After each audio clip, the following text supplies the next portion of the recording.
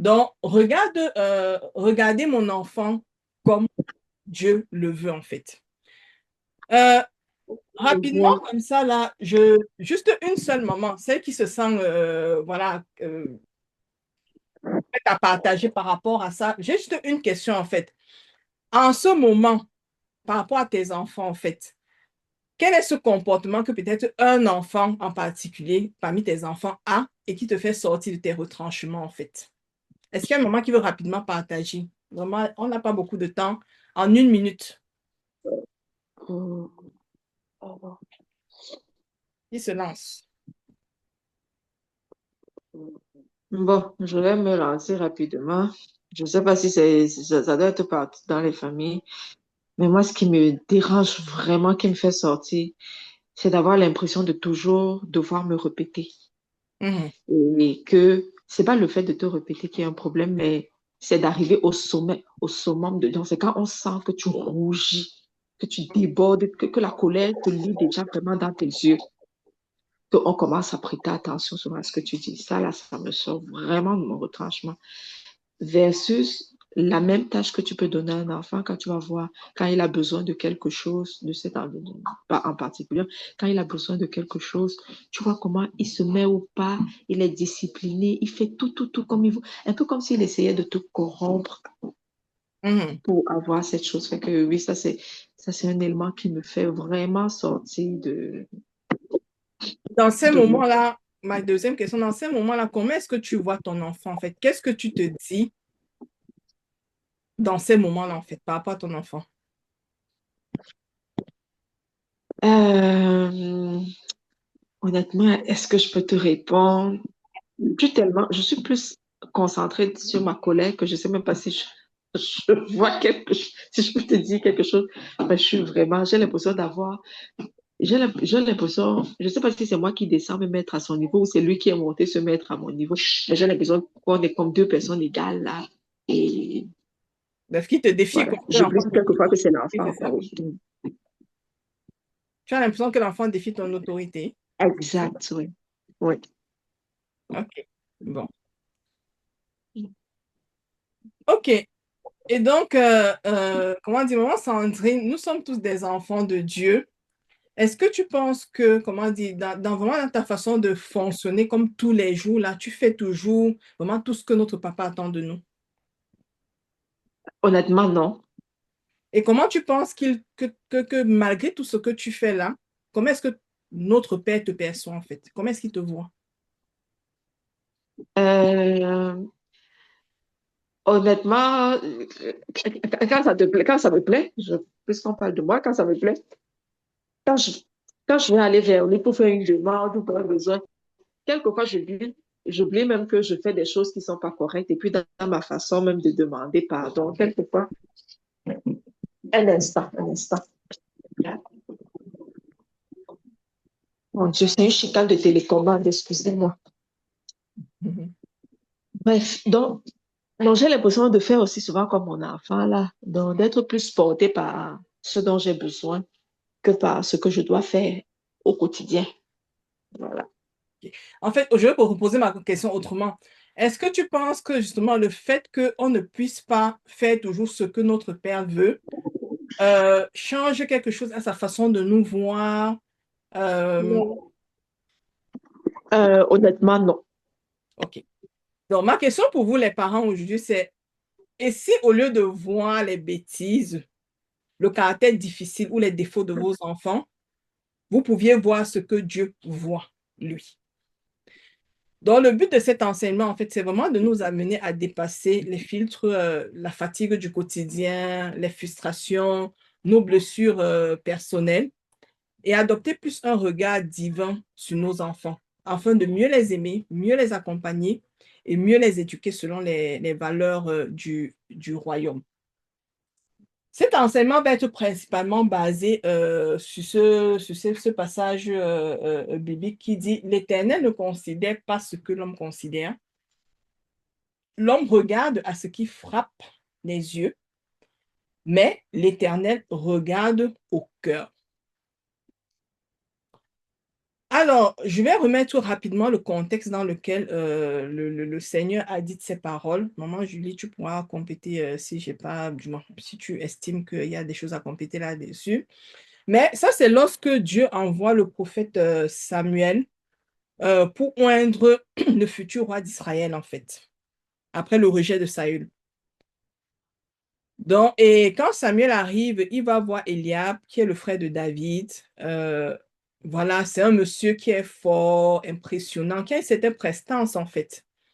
Et pour lui, il se base sur cette apparence physique-là pour se dire, ça peut être, du moins, c'est la bonne personne. Voilà, c'est vu le charisme de la personne.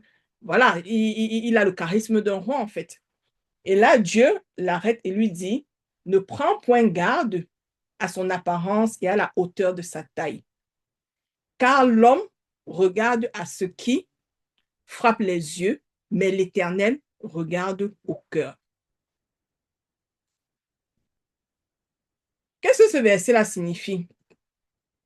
Tout simplement, comme ça dit, le Seigneur, lui, il ne se laisse pas impressionner par tout ce qui va être apparence extérieure, en fait. Pourtant, nous, en tant qu'humains, on a cette facilité à s'attarder sur ces choses superficielles. Voilà, justement, en tant que parents, on va regarder comment nos enfants se comportent, les résultats scolaires, voilà, ces comportements qui nous dérangent, qui nous embêtent. Le fait que, comme maman Sandy le mentionne, on parle à l'enfant, il n'écoute pas en fait. Nous, on s'attarde, on se focalise sur tout ça, là, ce qu'on voit, ces choses visibles-là, qui ne sont pas si importantes que ça. Alors que lui, le Seigneur, il voit bien au-delà de ça, en fait. Il voit bien au-delà du visible. Il va regarder au cœur. Il ne considère pas ce que l'homme voit, mais il va regarder le cœur, les motivations profondes, en fait, les intentions, les pensées et les désirs intérieurs. Alors que nous, en tant qu'êtres humains, on regarde juste au comportement. En tant que parents, on regarde juste, voilà, l'enfant n'écoute pas, il ne se comporte pas bien, il s'agite. Nous, on se limite à ça. Maman Julie, s'il te plaît, tu es co tu peux faire rentrer les gens.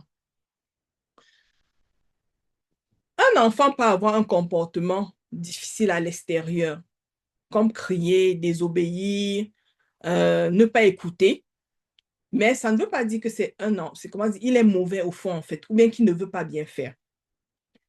Et encore là, comment dire, les mamans qui ont eu à suivre la télé à cœur au ventre parents, on a abordé des choses qui permettent vraiment aux mamans de comprendre même pourquoi c'est quand tu passes souvent l'enfant, il ne réagit pas forcément sur le coup en fait. Donc, nous, on voit que l'enfant est difficile, l'enfant est têtu. Voilà, c'est un enfant qui veut défier notre autorité, mais ce n'est pas toujours le cas en fait. Oui, ça ne veut pas dire que, comment dire, ces comportements-là n'existent pas en fait.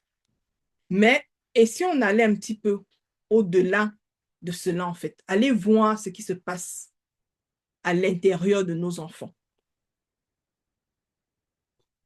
Un enfant peut-être, comment dire, un enfant peut peut-être crier, voilà quoi, s'énerver. Mais qu'est-ce qui se cache derrière ce cri-là? Peut-être qu'il se sent rejeté, peut-être qu'il se sent incompris. Un enfant qui désobéit, qui n'écoute pas, qu'est-ce qui se cache derrière cette désobéissance-là? Parce qu'il y a quelque chose qui se cache derrière. Peut-être cet enfant-là recherche tout simplement de l'attention. Peut-être il veut tester les limites du parent.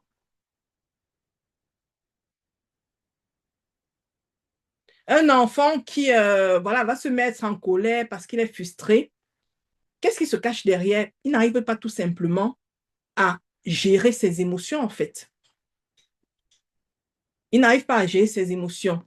Donc, comme je disais tout à l'heure, vraiment, à travers cet enseignement, on va le voir plus tard, à travers cet enseignement, les mamans, je veux que le mois de juin, là, vraiment, c'est une invitation à regarder ce que Dieu voit chez nos enfants, en fait, à voir nos enfants comme Dieu les voit, en fait. Chercher à comprendre derrière une réaction, une action de l'enfant, c'est quoi les intentions, en fait? Est-ce que vraiment il cherche à défier ton autorité? Est-ce qu'il cherche à faire mal? C'est quoi ses besoins? Quel est le besoin qui est caché derrière une réaction, un acte en fait? Est-ce que c'est un besoin d'amour? Est-ce que c'est un besoin de sécurité? Est-ce que c'est un besoin d'être rassuré? Est-ce que c'est un besoin d'être encadré? Et on a aussi souvent tendance à juger, comment dire, le potentiel de nos enfants par rapport à leurs actes en fait. Par exemple, je prends un exemple comme ça là. Euh, L'enfant a du mal peut-être à prendre ses cahiers pour réviser. Voilà. On déduit que non, demain là, son avenir, comment dire, il y a des parents qui le disent, tu ne seras rien demain en fait. Comment est-ce que le Seigneur voit le potentiel de cet enfant-là en fait?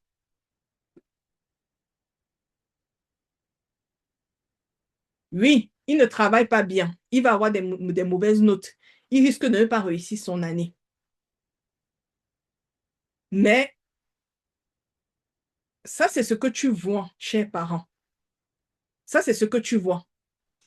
Mais est-ce que c'est comme ça que le Seigneur voit le potentiel qu'il a mis en ton enfant en fait? Je vais prendre l'image d'une graine qu'on met en terre, en fait. Voilà. La dernière fois, je ne sais pas si c'était dans l'un de nos enseignements, je parlais par exemple du pomiculteur qui, entre le moment où le pomiculteur plante sa graine et que les premières pommes, voilà, se voient s'agrandir, quand ça commence à pousser ses premières pommes, il peut se passer 4 ans, en fait. Donc, entre-temps, il n'y a rien, en fait. Visiblement, il n'y a rien. Si ce pomiculteur-là décide que non, il ne va pas arroser son champ, il ne va pas désherber, enlever les mauvaises herbes et tout ça là, s'il ne se fie qu'à ce qu'il voit physiquement, en fait, il va abandonner. Alors que quelque part, dans le sol là, des choses se passent. Il continue de nourrir, il continue d'arroser, il prend son mal en patience et un jour, il voit les fruits de ça, en fait. Dieu sait ce qu'il a semé en nos enfants, en fait, et qu'il nous amène et qu'il nous appelle à cultiver et à entretenir pour que ça puisse produire des fruits. Donc, il voit déjà le futur de ces enfants-là, en fait. Mais j'ai envie d'attirer notre attention sur le fait que ce futur-là, oui, il a, comment dire, il a une destinée pour nos enfants. Et justement, nous sommes dans la vie de ces enfants-là pour pouvoir les mener à ces destinées-là. Ça veut dire que nous, à notre niveau, comment dire, si on ne fait pas ce qu'il y a à faire, on va faire louper cette destinée-là, en fait. Si on n'arrose pas comme il faut, les fruits, voilà, qui vont être produits, bref, ça dépendra justement, les bons fruits, mauvais fruits, en fonction de comment est-ce que on aura nourri le sol, pris soin de ce sol-là, en fait.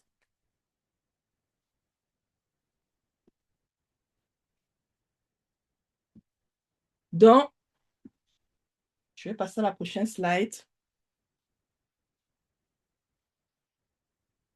J'ai une question pour nous, du moins, une question pour nous. Euh, Maman Alvin, Oui. un petit ajout avant que Mhm. tu ne... Voilà.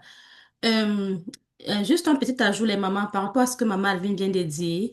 Sachant tout simplement que le Seigneur, avant que nous ne soyons conçus, comme il le dit dans Jérémie 1, verset 5, la parole nous dit dans Jérémie que avant que nous ne soyons conçus, le Seigneur nous connaissait déjà et nous a établis des prophètes des nations. Yes. Alors, ça veut tout simplement dire que c'est pas parce que tu vois ton enfant aujourd'hui être comme il est là que tu vois que pour lui est fini en fait. Non. Ce que tu devais plutôt faire, c'est dire, comme le verset de 1 Samuel nous l'a dit tout à l'heure, la réalité que je vois n'est pas la vérité que de Dieu pour mon enfant. Et la façon la plus sage, c'est maintenant d'entrer en prière pour demander à Dieu exactement quelle est sa volonté pour mon enfant. Mm. Parce que on a souvent très tendance à, comme maman Adeline l'a si bien dit, à voir simplement du négatif. Oh, il n'étudie pas. Oh, il est têtu. Oh, on voit tout ce qui est négatif sans voir ce qui est positif. Or, si on prenait juste un peu de temps pour dire, Seigneur, tu dis dans ta parole que cet enfant, tu le connaissais avant que je le conçoive dans mon sein. Alors, certainement, tu connais, il le dit, il connaît les projets qu'il a formés pour chacun de nos enfants. Il le dit dans sa parole.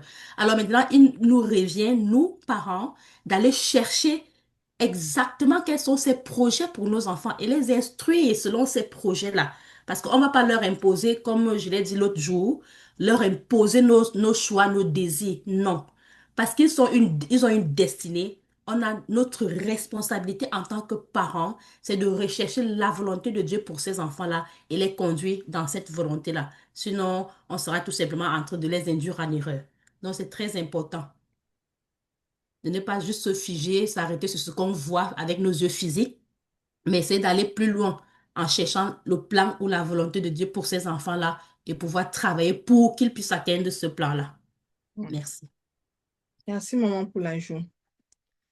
Donc, maintenant, je pense qu'il est vraiment important de comprendre qu'est-ce qui peut nous empêcher de voir nos enfants comme Dieu les voit, en fait. Parce que oui, il y a des raisons, il y a des choses, il y a des obstacles qui peuvent nous empêcher de voir nos enfants comme Dieu les voit.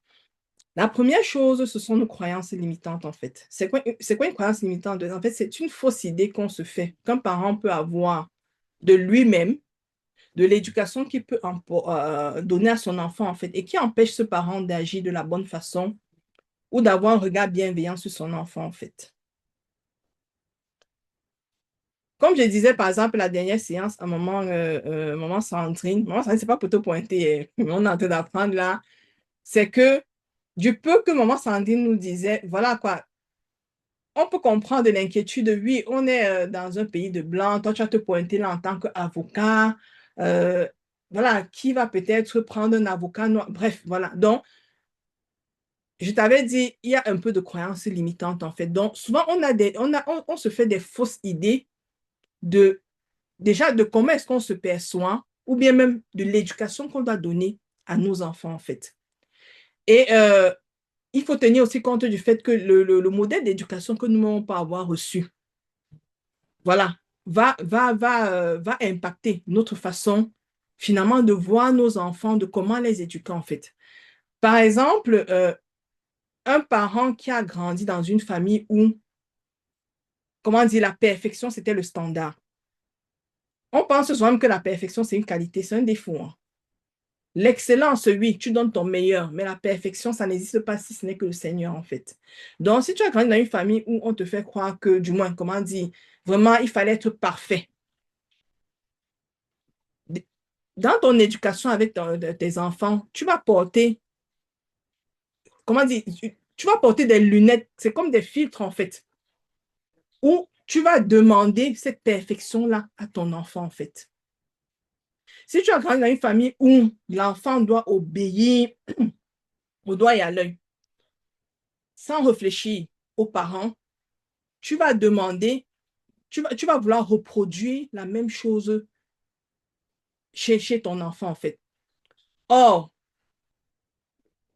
si le Seigneur nous a dotés d'une raison, d'une intelligence en fait, parce que vouloir que l'enfant obéisse au doigt et à l'œil, en fait, c'est comme si tu es en train de former un robot. Il va obéir, faire les choses parce que tu demandes, mais est-ce qu'il comprend le sens de ce que tu demandes, en fait?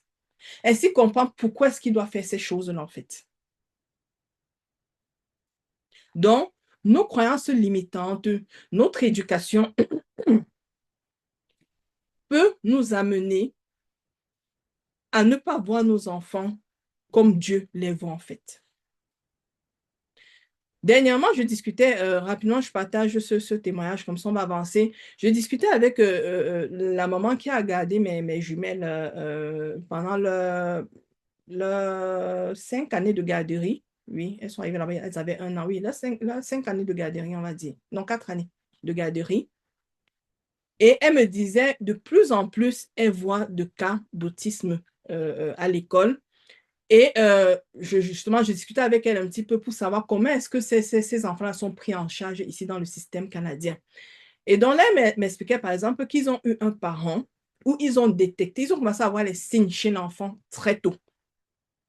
Ils ont alerté les parents, c'était des afros bien sûr, qui ont fait le choix de faire la sourde oreille en fait. Parce que oui, c'est triste à le dire, mais dans notre communauté, quand on a des enfants différents comme ça là, on va les prendre, comment dire, c'est un peu comme une honte en fait.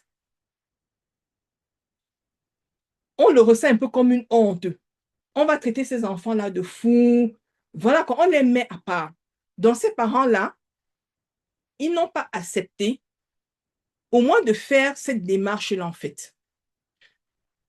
Oui, on dit, comment dire, on dit, quand on pose un diagnostic, en tant que chrétien, tu n'acceptes pas forcément que, comment dire, tu n'acceptes pas, comment dire, tu n'acceptes pas ce diagnostic-là. Le Seigneur peut agir, mais ne pas accepter le diagnostic, ça ne veut pas dire te fermer totalement à ce qu'on peut faire, en fait. Moi, j'ai ma nièce qui a été détectée autiste. Quand on a commencé à attirer notre attention, j'ai dit à ma sœur, au nom de Jésus, ça va aller, mais on va quand même rester ouvert. On va aller vers les spécialistes qu'on nous dirige, voilà. Et un diagnostic a été posé. L'enfant dans le système aujourd'hui va être pris en charge, en fait. De l'autre côté aussi, ma sœur, nous, en tout cas, on s'est mis, on se renseigne pour comprendre la maladie. Pourtant, d'autres parents, non, ils ne vont même pas faire la démarche de chercher l'information. Ils vont seulement se braquer. L'enfant est peut-être, comment dire, l'enfant est têtu, l'enfant ne comprend pas, machin. C'est sur ça qu'ils se focalisent, en fait, alors qu'il y a une raison derrière, en fait. Donc, je vous prends cet exemple-là pour vous montrer à quel point les croyances limitantes peuvent complètement fausser notre regard sur nos enfants, en fait. La deuxième chose, ce sont les blessures de l'enfance, en fait. Les blessures émotionnelles. On a grandi avec, on a eu des expériences pendant qu'on a grandi, des choses qui nous ont affectés plus ou moins. Et ça va avoir un impact sur comment est-ce qu'on va interagir avec nos enfants, comment est-ce qu'on va les voir en fait. Un parent, par exemple, qui a grandi dans un environnement où on n'avait pas le droit d'exprimer ses émotions en fait. On n'avait pas, quand l'enfant ne se sentait pas bien, il n'a pas le droit de pleurer, il n'a pas le droit de s'exprimer en fait. Ce genre de parent, il va avoir du mal, par exemple, à supporter les pleurs de son enfant. Ou bien de supporter le fait que de comprendre et de supporter le fait que l'enfant puisse se mettre en colère, en fait.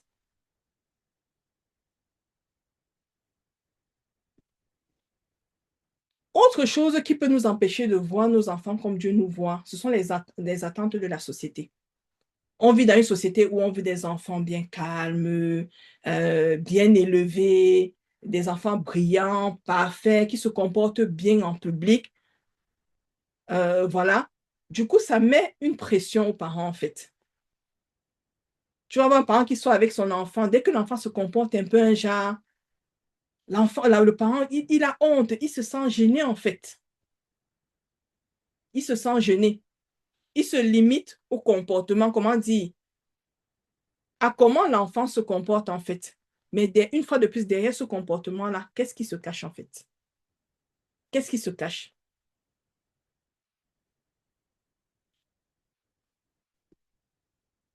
La comparaison. Les parents qui passent le temps à comparer les enfants aux autres. Ah, ton ami tel, tu vois comment? Tu regardes tu vois ton enfant, je ne sais pas moi, comment dire, finalement, tu prends comment tu vois son ami, tu transposes ça sur lui en fait. On se compare, telle maman, on se compare au rôle d'une autre maman en fait. Telle maman fait comme ça. Et en faisant ça, ça nous crée du découragement. Ça nous met une pression inutile. On ne se sent pas à la hauteur en fait. Et c'est comme ça qu'on met aussi cette pression-là sur nos enfants.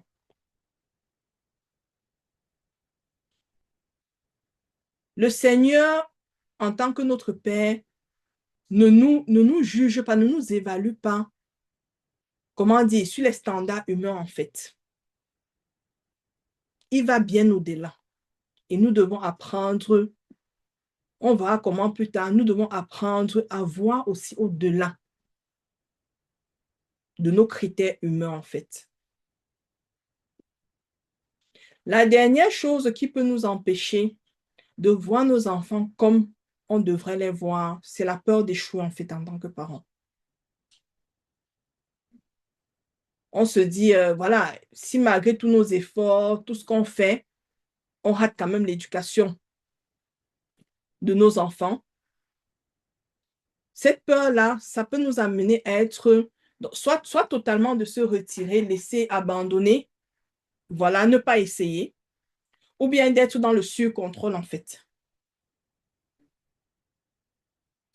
À vouloir voir absolument les fruits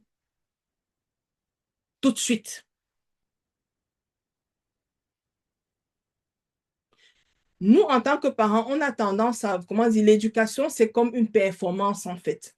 Ce qu'on sème, on veut voir, voilà, on veut voir les résultats tout de suite, en fait. Mais on doit comprendre que le Seigneur, lui, voit l'éducation comme un processus. Chaque graine que tu vas s'aimer en ton enfant, que tu vas arroser avec la foi, l'amour, la bienveillance, ça va prendre le temps, mais les fruits viendront, en fait. Oui, en attendant, tu vas avoir des comportements qui ne te plaisent pas. Tu vas avoir un enfant qui n'écoute pas. Tu vas avoir un enfant têtu, entre guillemets. Mais vois au-delà de ça, en fait. Ça ne définit pas qui sera définitivement ton enfant, en fait.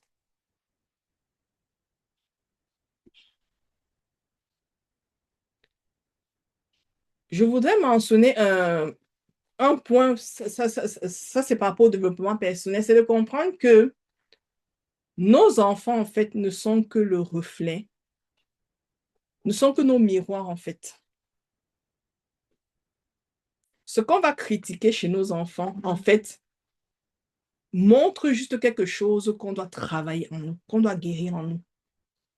Les défauts qu'on va voir chez nos enfants et qui nous agacent, en fait, renvoient tout simplement ce que nous-mêmes, on ne supporte pas chez nous. Je ne sais pas je sais pas si c'est Philippe Simon que je suivais sa vidéo une fois, qui disait, il y avait un papa qui, aujourd'hui, bref, il a de l'argent, hein, il vit bien, mais qui fait vivre misérablement ses enfants, en fait. Et la raison qu'il avançait, c'est que lui-même, il a grandi comme ça, là. On ne dit pas qu'on doit tout donner aux enfants. On ne dit pas qu'on ne doit pas prendre le sens de l'effort, du travail à nos enfants, en fait. Mais avoir quand même les moyens de faire certaines choses pour tes enfants. Mais tu fais le choix de les faire vivre misérablement comme toi tu as vécu. Parce que c'est comme ça que tu as vécu. Il y a un problème, en fait. Il y a un problème. Une maman qui va être, par exemple, exaspérée par son fils, qu'elle va qualifier, par exemple, de feignant, de lent. Cela peut refléter tout simplement le fait qu'elle est frustrée, qu'elle soit frustrée par le fait qu'elle ne puisse pas comment dire, s'autoriser du temps juste à ne rien faire, en fait. Elle est toujours en train de faire tout un tas de choses. Elle ne peut pas se prendre, s'autoriser un temps comme ça là où elle ne fait rien. Et elle va donc voir le fait que son fils soit là, prenne son temps comme ça sans rien faire, c'est un feignant, en fait. Donc, comprenons que ce qu'on reproche souvent à nos enfants, c'est un problème qu'on doit traiter chez nous, en fait. C'est un problème qu'on doit traiter chez nous. Dieu ne nous demande pas d'élever des enfants parfaits. Il nous demande d'aimer un enfant qui est en construction, parce que nos enfants sont en construction. L'éducation, c'est un processus. Ce n'est pas quelque chose qui se fait du jour au lendemain. Ça prend du temps. de la patience. Alors, si on décidait d'adopter le regard de Dieu, pour pouvoir voir nos enfants comme Dieu les voit, nous devons d'abord renouveler notre regard intérieur, en fait. Notre regard sur nous-mêmes. Parce que comment on voit nos enfants, quelque part, n'est que le reflet de comment on se voit soi-même, en fait. Nous devons nous poser la question de savoir comment est-ce que le Seigneur nous voit. On doit commencer à parler, en fait. Nous sommes tous enfants de Dieu. Ça veut dire que même nos enfants, nous sommes des frères et des sœurs en Christ, en fait. Nous sommes tous co-héritiers du royaume. Nous avons été tous créés à l'image du Seigneur, en fait. Donc, si tu parviens déjà, nous devons nous poser la question, parvenir à comprendre comment est-ce que le Seigneur nous voit déjà, nous, en tant que parents. Il faut d'abord travailler ce regard-là qu'on a sur nous-mêmes avant de pouvoir parvenir à l'avoir sur nos enfants, en fait. C'est en découvrant comment Dieu nous regarde que nous pouvons apprendre à regarder nos enfants avec ce même amour que Dieu a pour nous, cette même espérance, cette grâce. Et comment ça se passe? C'est comment savoir, comment connaître, vous savez, beaucoup de comment là, mais justement, comment connaître la façon dont Dieu nous voit? C'est tout simplement en allant lire sa parole, en la méditant en fait. Et c'est pour ça qu'on vous expliquait vendredi dernier pourquoi est-ce qu'on a ramené le club lecture au groupe des mamans, parce qu'on estime que vraiment, si on veut être des mamans sentinelles qui se lèvent vraiment à la brèche pour nos enfants, on n'a pas le choix que de comprendre la parole en fait. Donc, c'est en allant vous lire dans la parole, comprendre les promesses. Qu'est-ce que Dieu dit de nous? Qu'on pourra prendre connaissance de ces choses. Très rapidement, comme ça, là, en quelques points, ça c'est sûr que si on fait le tour de la Bible, on va passer des jours là, mais rapidement, comme ça, là, en quelques points, j'ai pris quelques points pour illustrer, pour montrer comment est-ce que Dieu nous voit en fait. La première chose, c'est que Dieu nous voit avec un amour inconditionnel. Dans Jérémie 31, 3, il dit, « Je t'aime d'un amour éternel, c'est pourquoi je te conserve ma bonté. » Tous les jours, on pêche. Tous les jours, comme j'ai posé la question à maman Sandrine tout à l'heure, est-ce qu'on marche toujours selon ce que le Seigneur demande vraiment en fait? Est-ce qu'on respecte toujours ses principes, ses valeurs, ses recommandations? Mais malgré tout cela, il dit il nous aime d'un amour éternel en fait. Et il nous conserve sa bonté. Il reste bon malgré nos erreurs, malgré nos fautes. La valeur qu'il nous donne ne dépend pas de si on a été obéissant aujourd'hui, si on s'est bien comporté, non. Il nous aime dans nos imperfections. Alors, si on comprend ça, le Seigneur nous aime, nous, en tant que parents, malgré nos imperfections. Pourquoi est-ce qu'on ne pourrait pas aimer nos enfants malgré leurs imperfections, en fait? Arrêtez de donner notre amour que lorsque l'enfant se comporte bien. Quand il ne se comporte pas bien, non. On doit pouvoir dire à nos enfants, je t'aime, même quand on est en rage, même quand ils ont fait, c'est vraiment la plus grosse bêtise. Tu dissocies, il faut dissocier l'acte que l'enfant pose de la personne que ton enfant aime en fait. Tu aimes ton enfant, tu aimes la personne.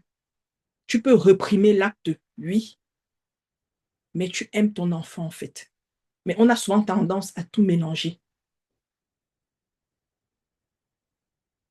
On a tendance à tout mélanger. Dieu, deuxième chose, Dieu nous voit comme unique et précieux.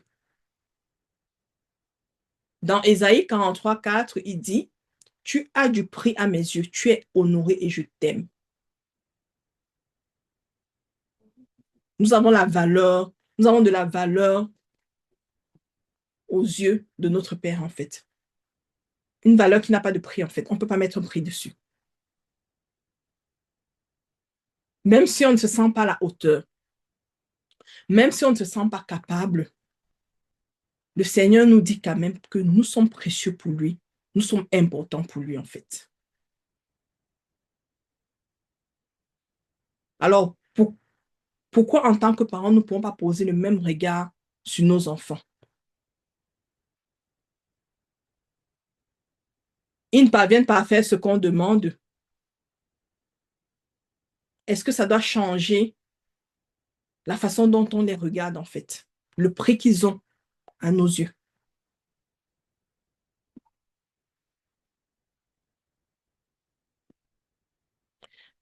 Dieu nous voit, Dieu voit notre potentiel, le potentiel qu'il a mis en nous.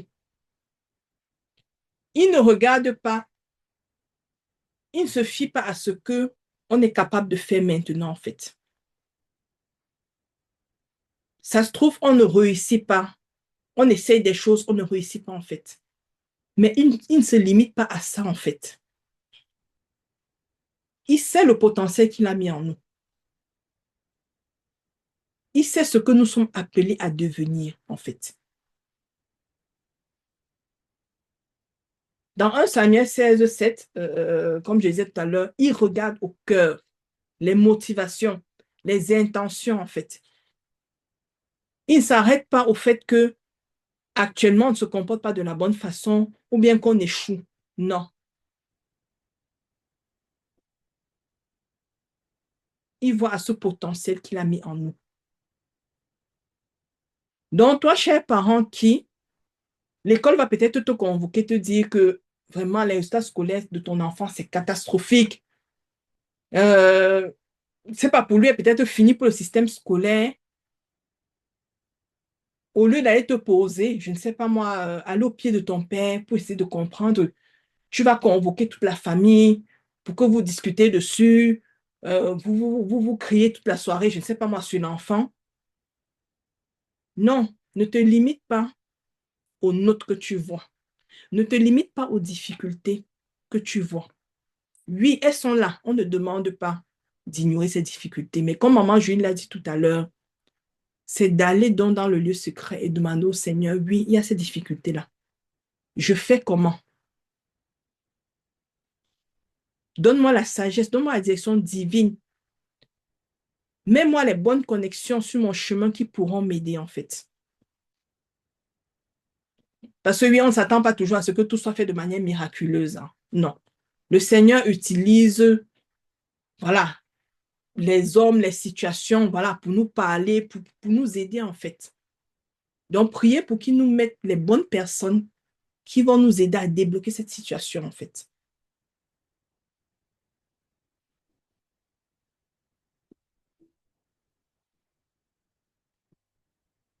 Dieu nous voit comme des enfants qu'il aime, en fait. Dans 1 Jean 3, 1, il dit, voyez quel amour le Père nous a témoigné pour que nous soyons appelés enfants de Dieu. Une fois de plus, malgré nos erreurs, malgré nos fautes, malgré nos faiblesses, nous sommes ses enfants bien-aimés. Il nous chérit, il nous protège. Nous sommes héritiers de ses promesses.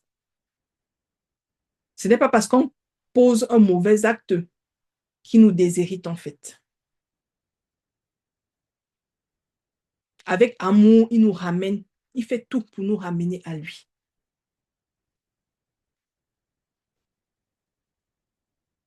Dieu voit nos faiblesses, mais il répond par sa grâce.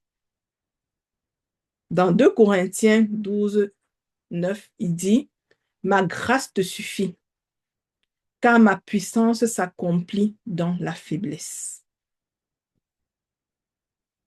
Je ne sais pas si c'est tout dans ce groupe où je disais une fois que, en tant que parent, Le Seigneur n'attend pas de nous que nous ayons, je ne sais pas moi, un doctorat, je ne sais pas, en parentalité, que nous soyons compétents ou bien non.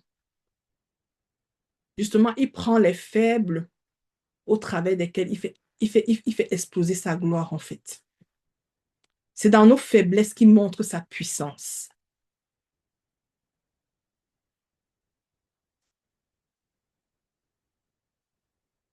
Donc, je ne sais pas moi, ne prenons plus les faiblesses de nos enfants, comment dire,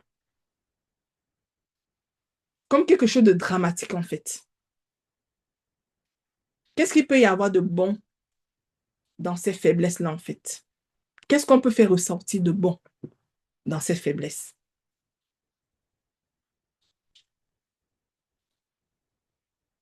Nous-mêmes, en tant que parents, quand on se sent dépassé, quand on est dans le doute, quand on crie, en fait, ou on s'énerve contre nos enfants, c'est pas ce que Dieu attend de nous en tant que parents selon son cœur. Mais il ne nous condamne pas, en fait. Il a un regard de compassion sur nous. Il voit des mamans à bout qui ont besoin de réconfort. Et justement, si on lâche prise, si on l'invite dans cette éducation, dans ce rôle-là, il va nous donner cette force-là dont on a besoin.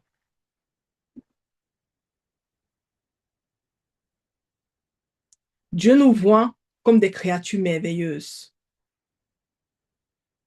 Une fois de plus, malgré nos caractères qui peuvent, voilà, on dit quoi? Oh, j'oublie le terme. Anyway, malgré nos caractères, nos mauvais caractères, nos comportements qui ne sont pas bien, nos erreurs, nous restons ces créatures, en fait. Il a pris le temps de nous façonner avec intention et amour. Dieu nous voit comme des êtres en construction. Dans Philippiens 1:6, il dit, « Celui qui a commencé en vous cette bonne œuvre la rendra parfaite pour le jour de Jésus-Christ. » Il ne nous voit pas comme un produit fini. Chaque jour, il travaille. Il façonne notre caractère. Il travaille jour après jour. Nous sommes, jusqu'à notre mort, hein, nous sommes une œuvre qui travaille tous les jours, en fait. Donc, nous devons voir nos enfants, justement, comme cette œuvre-là, cet être-là,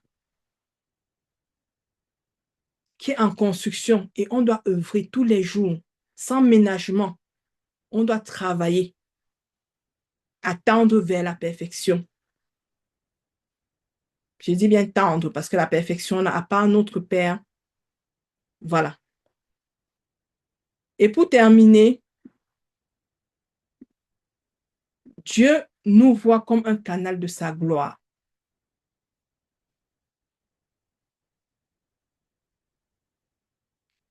Nos vies doivent pouvoir témoigner de la gloire du Seigneur, en fait. Nous sommes appelés à être des lumières du monde, à impacter. Nos enfants sont appelés à impacter. Donc, malgré leurs difficultés aujourd'hui, nous devons garder en tête qu'ils sont appelés à impacter. Comment ils sont aujourd'hui ne définit pas qui ils sont appelés à devenir. Ça ne définit pas qui ils seront demain. Dieu a un plan glorieux, une destinée glorieuse pour eux, pour qu'on puisse juste limiter cette destinée-là à ce qu'on voit aujourd'hui, en fait. Tous les points qu'on vient de passer là, ici, en fait, on parle tout simplement de l'identité, en fait. Et est-ce que vous vous rendez compte, chers parents, que la manière dont vous allez regarder votre enfant, ou bien la manière dont vous allez faire que votre enfant va, comment dire, dont la manière dont vous allez le regarder et comment vous allez le faire se sentir, en fait, va façonner, va déterminer son identité, en fait. De la façon dont vous regardez votre enfant et tout ce que vous pouvez lui dire, il va s'approprier ça, en fait. Je pense que si Dieu, dans ses écrits, avait dit qu'on était des incapables, des bons à rien, des têtus, on se serait approprié cette identité-là, tout comme on s'est approprié l'identité où il dit que nous sommes des créatures merveilleuses, tout ce qu'on a pu voir là, en fait. C'est vraiment important qu'on comprenne ça, chers parents. La façon dont on voit nos enfants et qu'on va les faire ressentir cela au travers, c'est pas de nos actes, de nos paroles, ça va forger leur identité, en fait.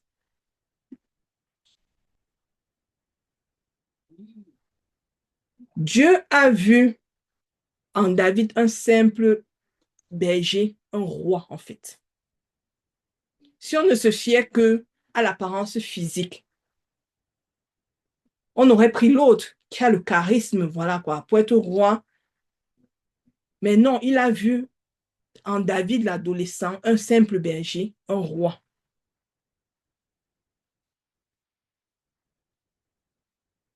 Le Seigneur voit en nos enfants ce que nous-mêmes, on ne voit pas en fait.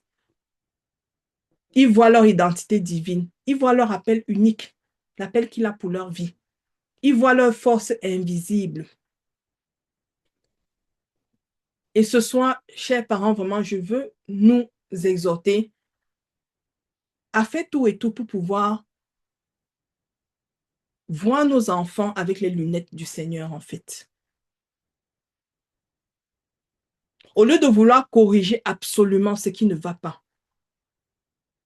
Comme je disais, voir ce qu'on peut sortir de bon dans les faiblesses. Donc, au lieu de se focaliser uniquement sur les faiblesses de nos enfants, et si on cherchait à révéler le trésor que Dieu a placé en lui.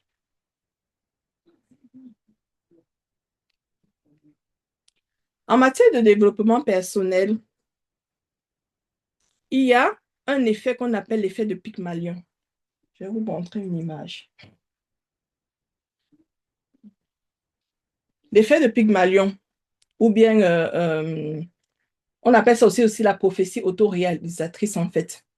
En fait, c'est un phénomène psychologique qui fait que les attentes qu'une personne a à l'égard de l'autre peuvent influencer ses performances, son comportement. Donc, si quelqu'un croit en ta réussite, tu es plus à même de réussir en fait et vice-versa.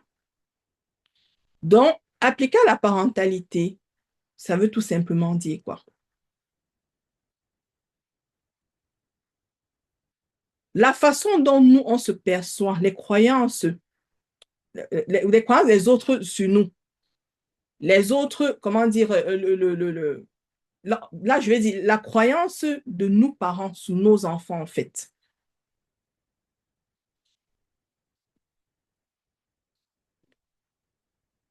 La façon dont on perçoit nos enfants vont nous pousser à agir d'une certaine façon envers eux.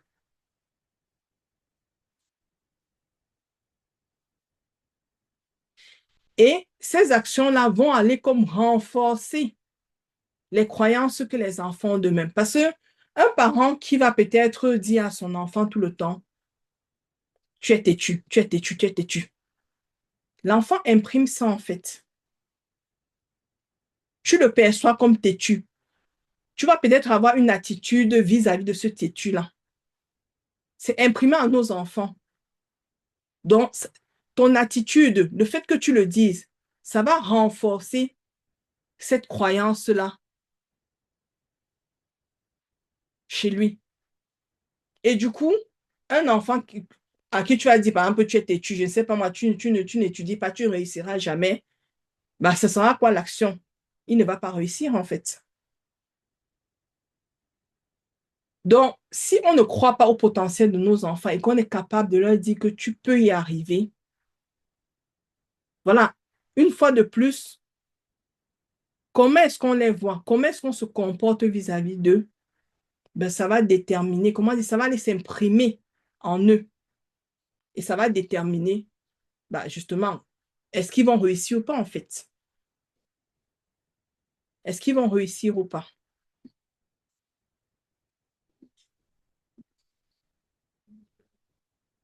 On est en train de tendre vers la fin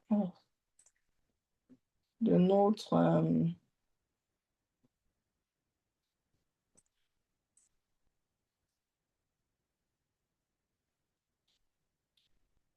Alors, chers parents, et si pour ce mois de juin, on décidait d'avoir un regard prophétique sur nos enfants, en fait?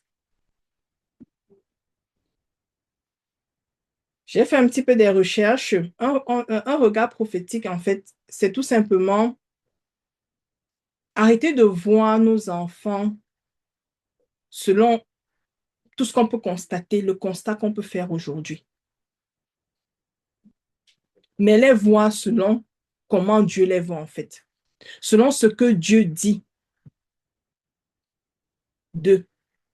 Selon ce que Dieu a prévu pour leur destinée, en fait. Avoir un regard prophétique sur son enfant, c'est voir au-delà du visible, du comportement visible. C'est voir son enfant avec les yeux de la foi, éclairé par la parole de Dieu. C'est voir le potentiel, l'appel, la destinée que Dieu a placée en cet enfant-là. Même si, visiblement, comme ça, là, dans le physique, ça ne se manifeste pas encore. Dans les enseignements que moi j'ai eu à recevoir dans les différentes associations où je suis, nos mentors répètent toujours, tout se passe d'abord dans le spirituel avant d'être dans le physique. Maman Julie, est-ce que c'est pas ça? C'est très vrai. Ce que tu veux voir accompli aujourd'hui existe déjà dans le spirituel. Il faut donc appeler à existence et qui existe déjà. Voilà. Donc, c'est de voir le potentiel de nos enfants, la destinée que le Seigneur a mis en eux, même si on ne voit pas encore les fruits pour le moment, en fait. Mais quelque chose est en train de se passer dans l'invisible. Si on fait le travail, bien sûr, parce qu'on a notre part à faire. On ne va pas s'asseoir comme ça, croiser les bras et se dire que non, quelque chose se passe dans le visible, l'invisible. Non. Le Seigneur aurait pu créer ses enfants, comment dire, sans avoir besoin de nous, en fait. Mais s'il est passé par nous, c'est parce qu'on a notre part à jouer, chers parents. Donc, on ne peut pas s'asseoir comme ça, croiser les bras et se dire que non, quelque chose ne se passe pas dans le visible et s'attendre. Je veux dire, si, maman, je l'ai dit l'autre jour, je ne sais pas moi, si tu sèmes des tomates, je ne sais pas, ne t'attends pas à récolter des mangues. Non, tu vas récolter ce que tu as sémé, en fait.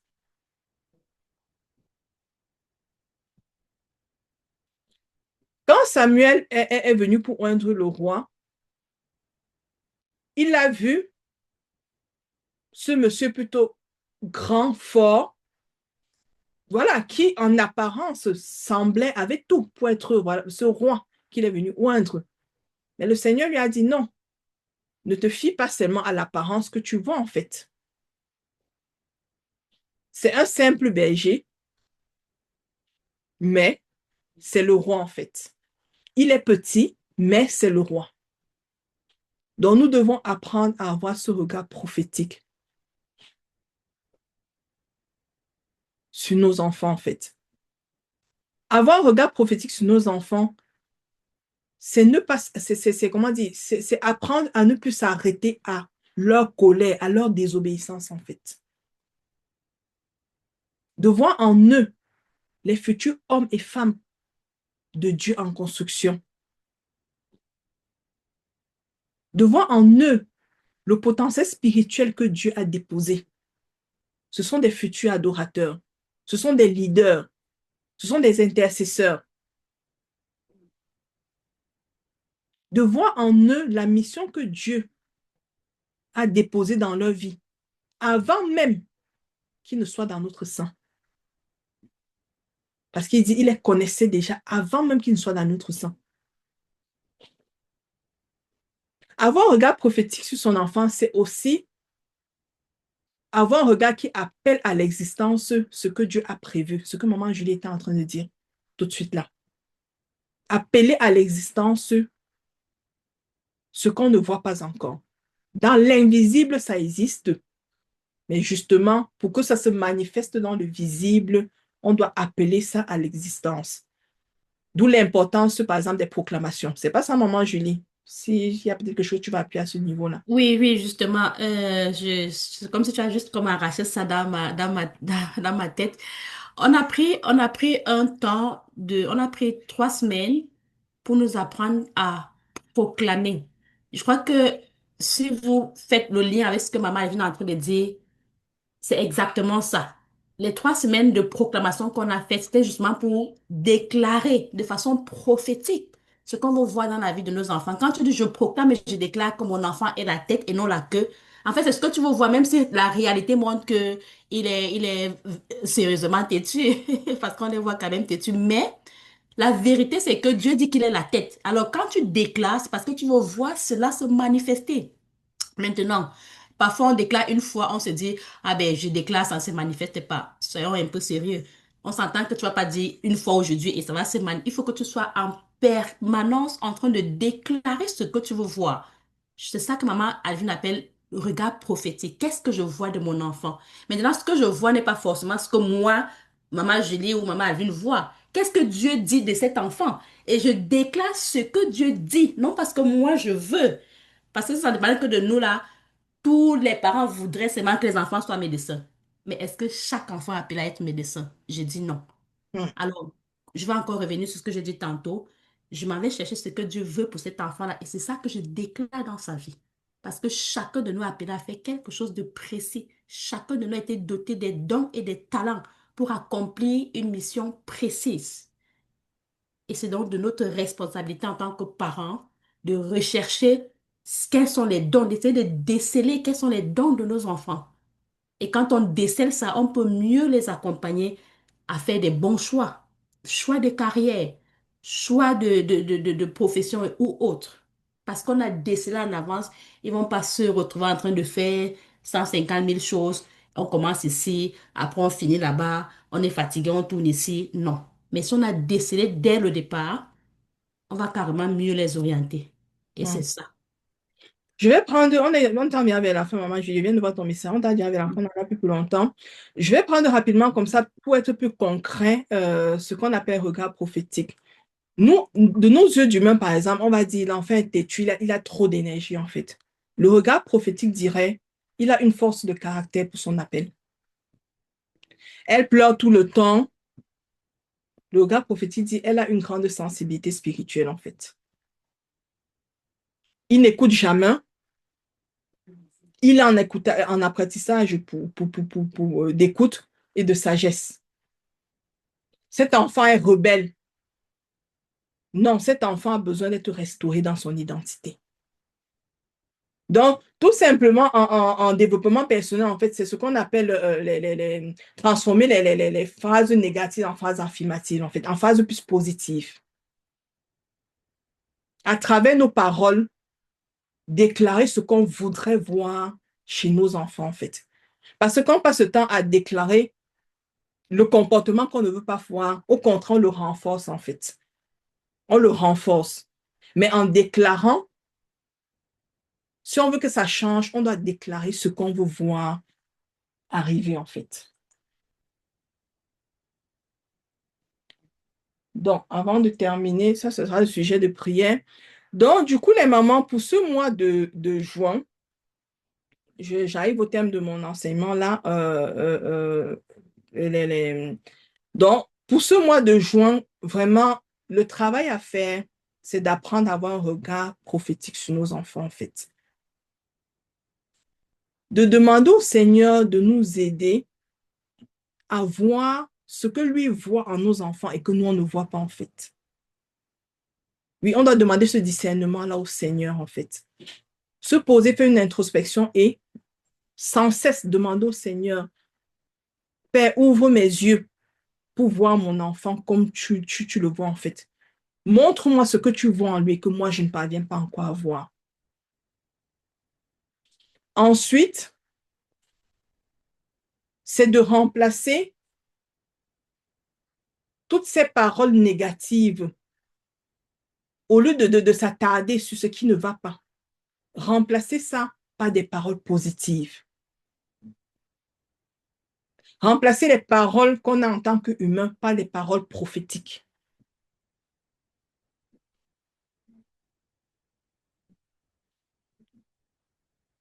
Chaque jour, c'est de déclarer une des choses qu'on doit aussi faire chaque jour, vraiment à notre enfant, sur la base de ce que le Seigneur dit de notre identité, c'est de pouvoir déclarer des paroles prophétiques, des paroles positives à nos enfants, en fait.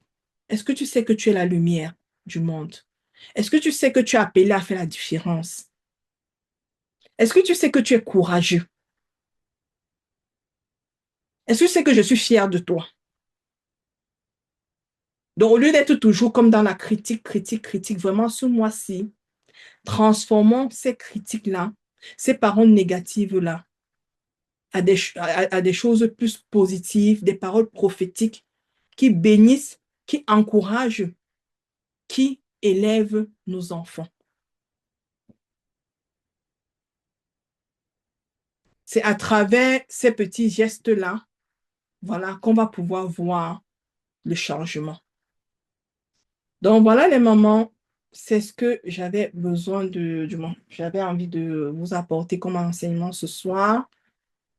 Le sujet sur lequel on va prier, vraiment, c'est que le Seigneur nous aide vraiment tout au long tout au long de ce mois de juin à voir nos enfants comme ils nous voient en fait.